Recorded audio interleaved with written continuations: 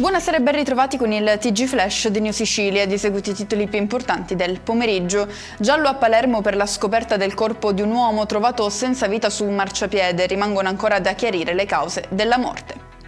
Si riaccendono i riflettori sulla strage di Altavilla. La procura di Termini Imerese ha chiesto la condanna a 30 anni per Giovanni Barreca, accusato di aver ucciso a febbraio 2024 la moglie e i due figli, tutti a detta sua posseduti dal demonio. Chiesto l'ergastolo invece per i suoi complici, privi della semi-infermità riconosciuta invece a Barreca.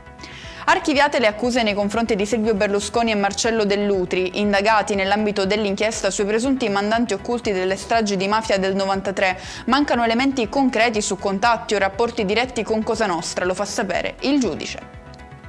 Tentato furto in casa a Milazzo, in provincia di Messina, da parte di un giovane pregiudicato senza fissa dimora e munito di un coltello. A sorprendere l'uomo con la refurtiva addosso la figlia della proprietaria, che ha allertato le forze dell'ordine consentendo l'arresto del topo d'appartamento.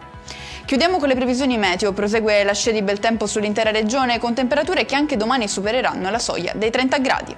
E con questo è tutto, prossimo appuntamento domani alle 13:30. Grazie per averci seguito, buon proseguimento di serata.